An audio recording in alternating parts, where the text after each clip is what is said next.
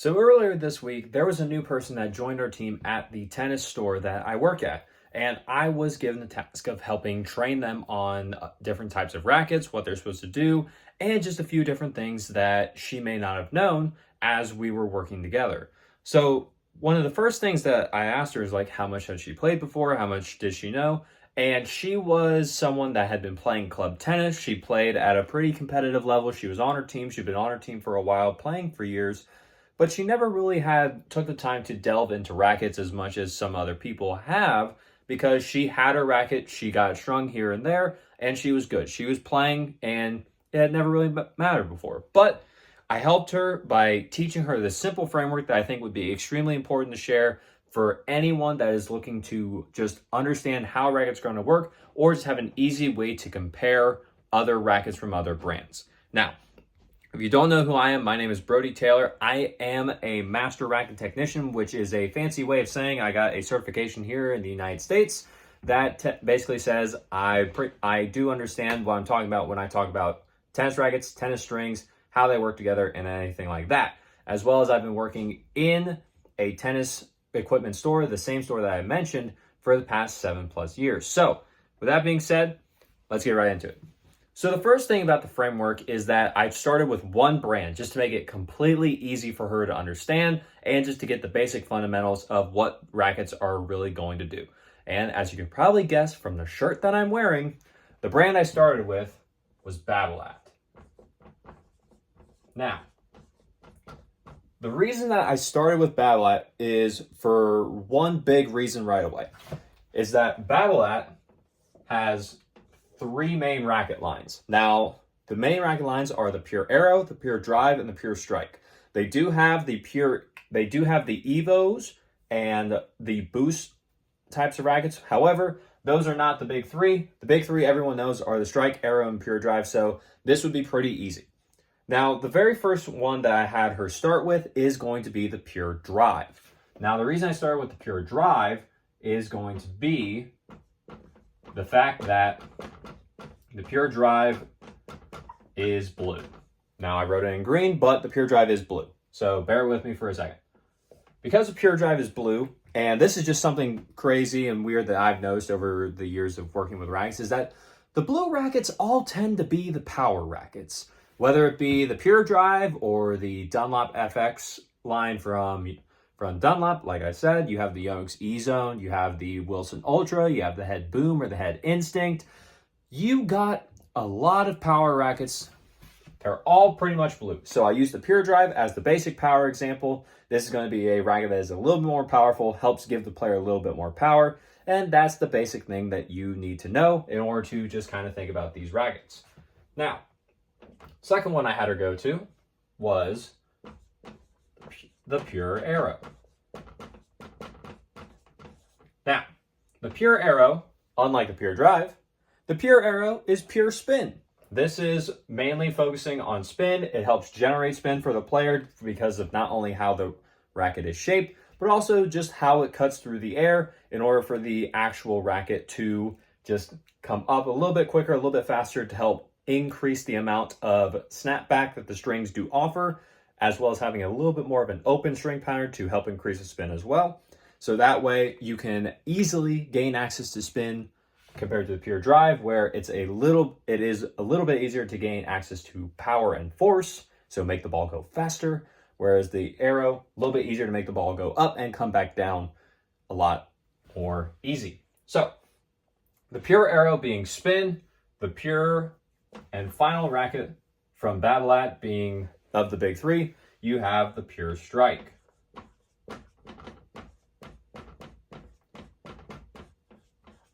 Now, with the Pure Strike line, the Pure Strike line is essentially their control-oriented racket. If you have the control-oriented racket, this is usually the more advanced level racket for players that are able to generate their own power, they're able to generate their own spin. They just need something that's going to help them place the ball and better control it while they're playing the game. So that's where the Pure Strike comes in. So the basic 3, just to recap, and I'll write it in a different color, you have power, you have spin, and you have control.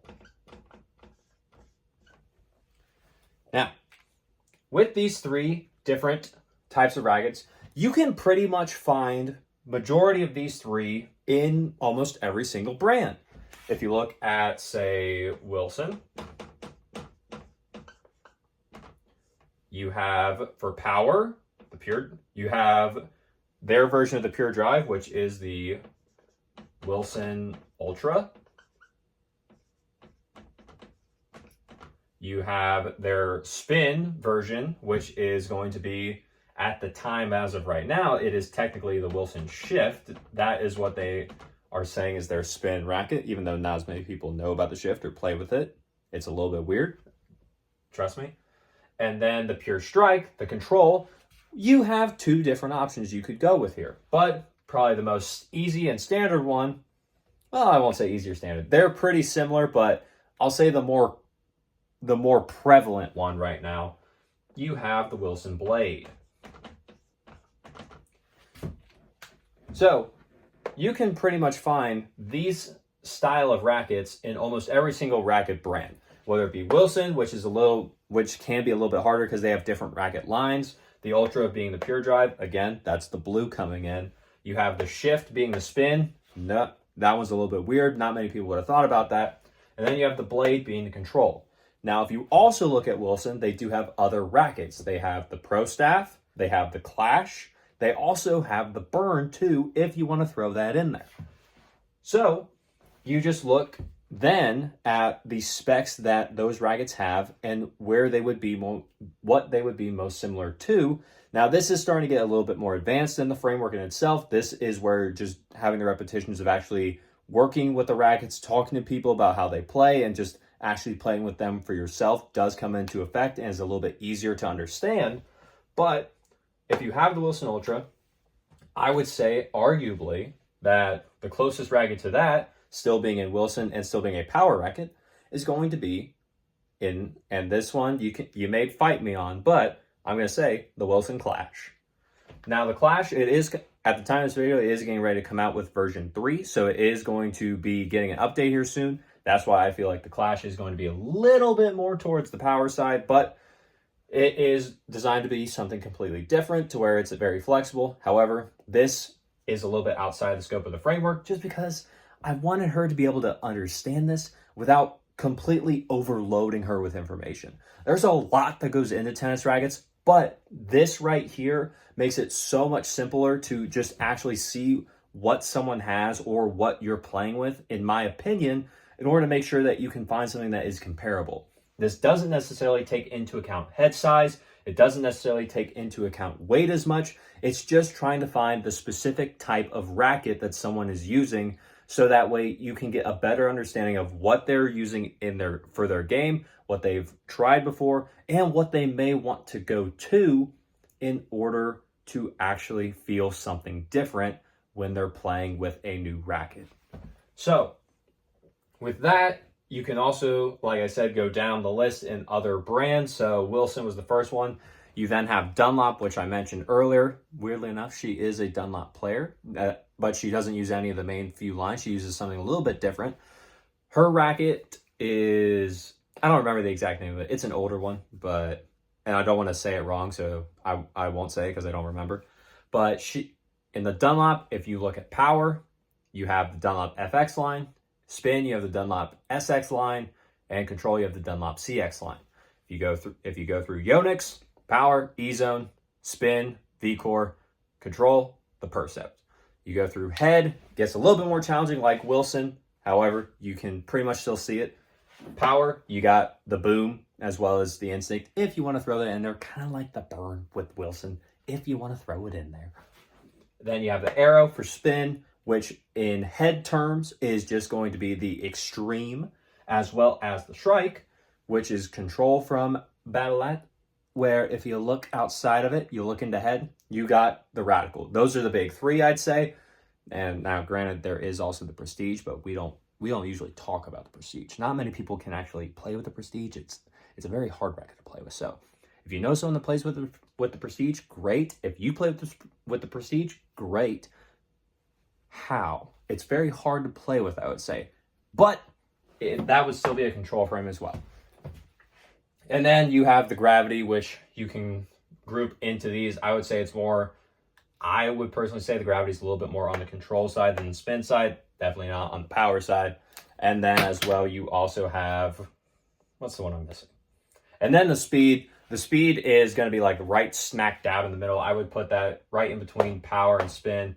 And then if you get into the different version, especially the Speed Pro, then you can say it's control. But for the sake of the actual framework and the example, we're not going into different head sizes. We're not going into different weights. We're not going into different ways that these are actually designed and made to be built out. We are just going for how these rackets are designed to play in terms of what they're going to do. I know I said that very weirdly. I'm sorry. Let me rephrase. Power, spin, control. If you can find these three, or if you can understand that most of the time, if you look at a different company, you have a power racket, you can usually relate it to the Pure Drive. So that way you can have an easier way to understand what the racket they're playing with is right now.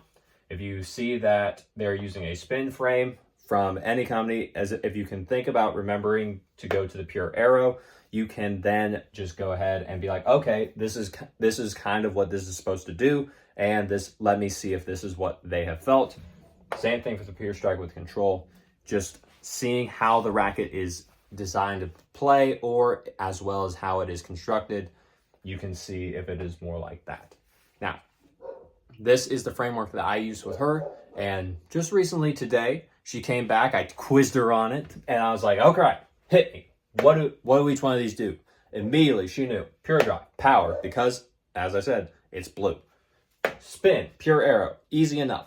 Control, Pure Strike. I was like, yes, she learned. And then I went through the other brands. The only one she got a little tripped up on was Wilson, but that's why I said we started with Babolat just to get the basic fundamental knowledge in order to understand how to start thinking about rackets, especially since we work in a retail environment with multiple different people bringing in their rackets to ask us for help as to what to go to next. This is something I have found that worked well for me. It worked well for her. It is working well for her now as well.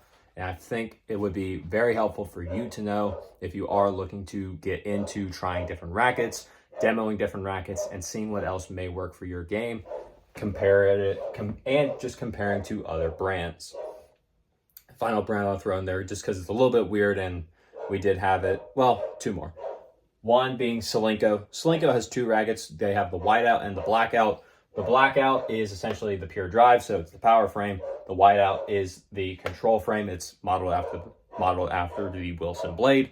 And then finally, you have Technofiber. With Technofiber, I kind of just told her, think of just the Pure Strike for most of these, because that brand is majorly a control frame brand. Now, they do have the TFX1, which is more of a power frame, but most of the time you're going to see a control frame from Technofiber in my experience. So, just something to know.